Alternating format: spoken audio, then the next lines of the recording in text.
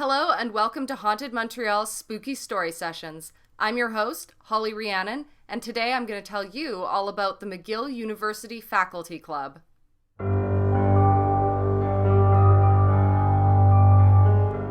Here at Haunted Montreal, we bring you ghost stories in both French and English every Saturday.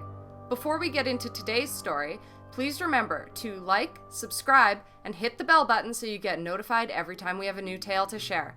And hey, if you're already subscribed, a big thank you and welcome back. We're so happy to have you. Now without further ado, let's get spooky.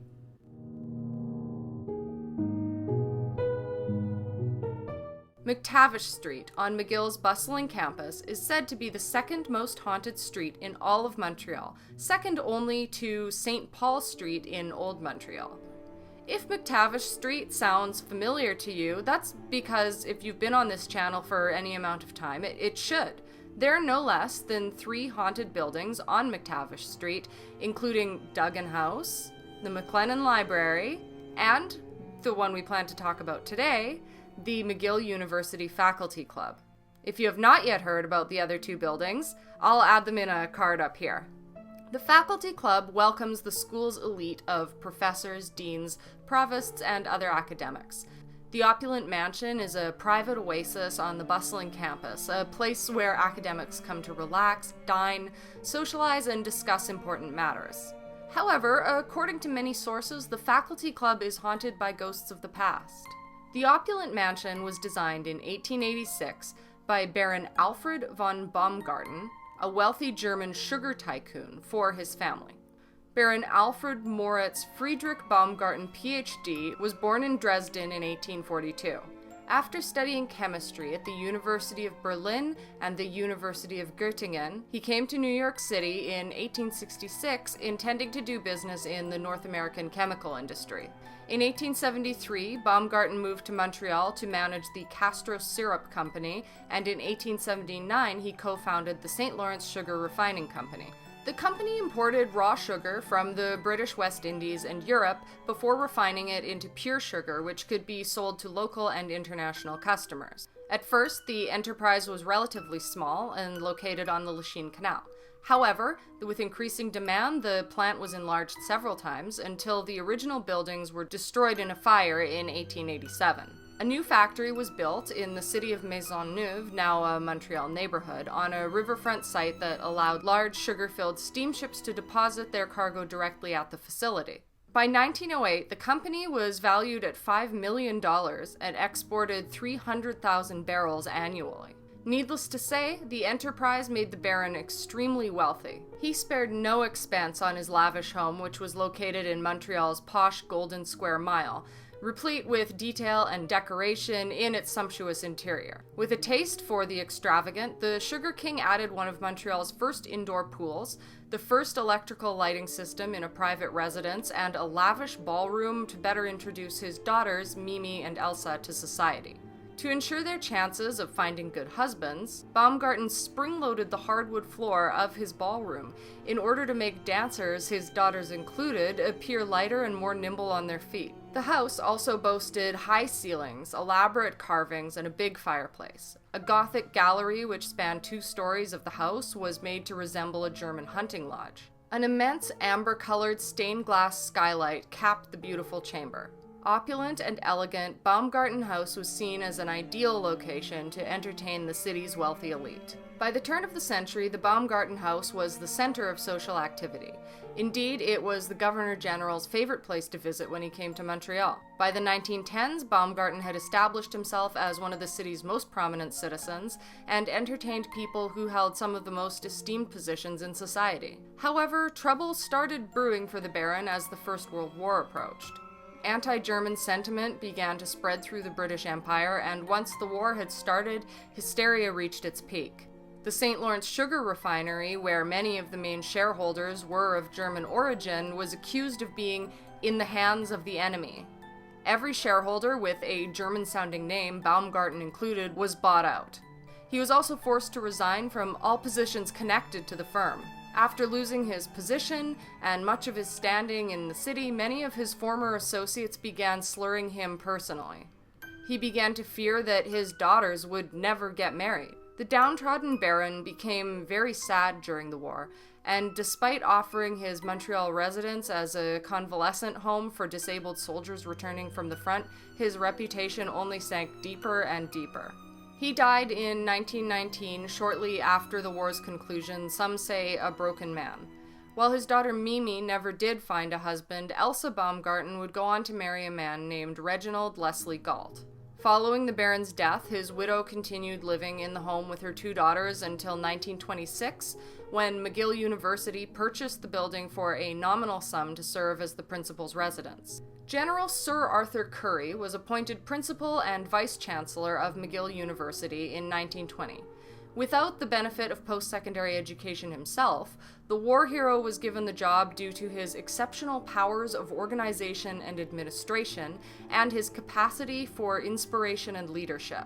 Principal Currie governed the university until his death in 1933, triggered by a stroke and then bronchial complications caused by pneumonia.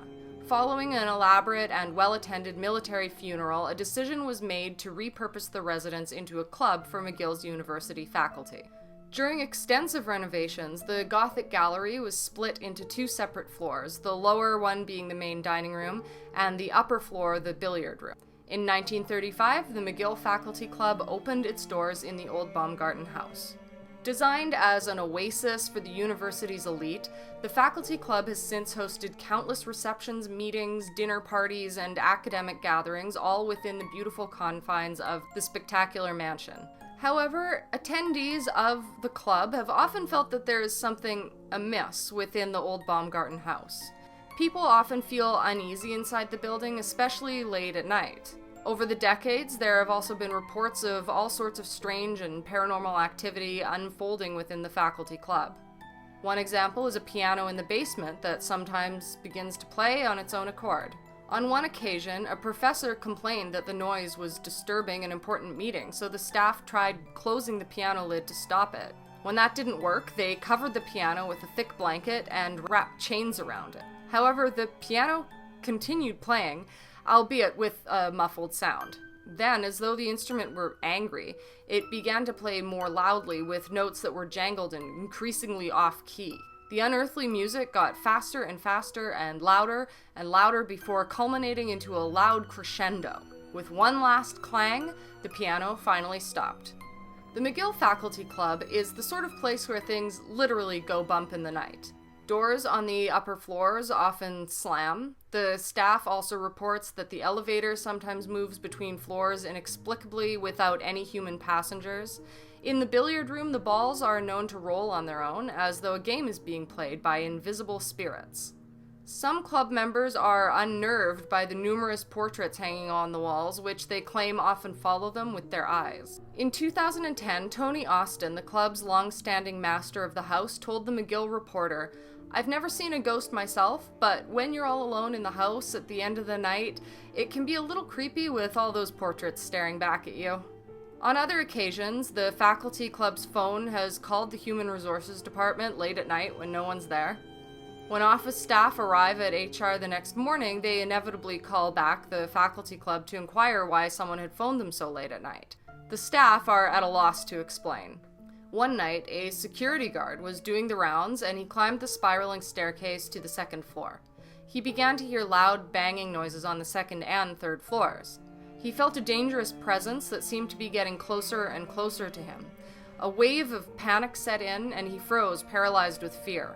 The banging noises got louder and more violent, and he felt as though the presence was nearly upon him.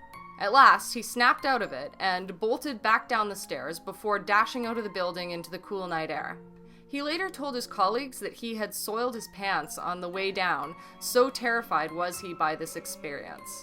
While nobody knows exactly how many spirits are haunting the building, there's some speculation that the ghost of Baron von Baumgarten haunts the place, seeking to restore his reputation through ghostly parties in a paranormal afterlife. This could account for the ghostly billiard matches and paranormal piano music. There is also the persistent rumor of a maid who was murdered on the 3rd floor in what is now the Montreal Room, a private dining chamber that can be booked by faculty members. If the story is true, the murder would have taken place after the home was renovated because in the original Baumgarten home, the second floor was designed to look like a massive hunting lodge with a soaring ceiling. The third floor was only added after it was renovated to the faculty club. Whether this alleged murder is the result of overactive imaginations or was somehow covered up remains to be seen. In 2014, Montreal Gazette journalist Mark Abley decided to research the city's ghosts, including those at the McGill Faculty Club. He wrote an article called "Let Me Tell You Some Haunting Tales About Montreal," where he elaborated that those who have cleaned and patrolled the building in recent years have been known to curse the Baron's decisions. The fireplace has long been blocked off, yet it is said that sometimes at night you can still smell the ashes. Looking into one of the many tall mirrors, people have seen a spectral woman dancing in the ballroom. One maintenance employee, a former UFC fighter, refused to go into the ballroom after the day he heard music coming from it. The space was empty at the time. Abley also reported on the tables in the huge billiard room where balls were seen rolling towards an empty pocket for no reason. He went on to speculate that there have certainly been deaths in the building, even, it said, a murder about a century ago, though the McGill website is unaccountably silent on the topic. And whether it be the psychic energy left behind by the deceased, or merely the nervousness felt by the living in the knowledge that a particular site has been the scene of pain or crime, ghostly experiences are most common in places that have hosted death. Others believe demonic felines infest the building, as evidenced by paw prints embedded in the northern brick wall of the faculty club. Geologists dismiss this theory, however, explaining that cats in the past would often walk over hot bricks as they were drying in the sun. On January 28, 2013, another strange event occurred, which some students blamed on faculty engineering and others on paranormal activity. A water main broke near the McTavish Reservoir above the campus, sending torrents of water gushing down McTavish Street right past the faculty club. It was almost as though some unknown force wanted to cleanse the campus of its human element. One girl, while attempting to cross McTavish Street, fell into the raging waters and was sent cascading down the hill right past the faculty club. Was this episode caused by poor engineering or something more sinister? While nobody's certain just who or what is haunting the McGill Faculty Club, only one thing is certain. Those who work and play in the Baumgarten house must share the beautiful mansion with ghosts from the building's storied past. Are you a Montreal resident or perhaps a visiting professor who has experienced something strange at the McGill Faculty Club? If so, we'd love to know. As always, we want to hear your theories about what could be going on. Thank you so much for stopping by. If this is your first video, we do hope you'll be back for the next one. We put out new stories in both French and English every Saturday. If you'd like to learn more about the organization founded by the talented Donovan King, it's all listed in the description down below, along with links to purchase tickets to in-person haunted storytelling tours.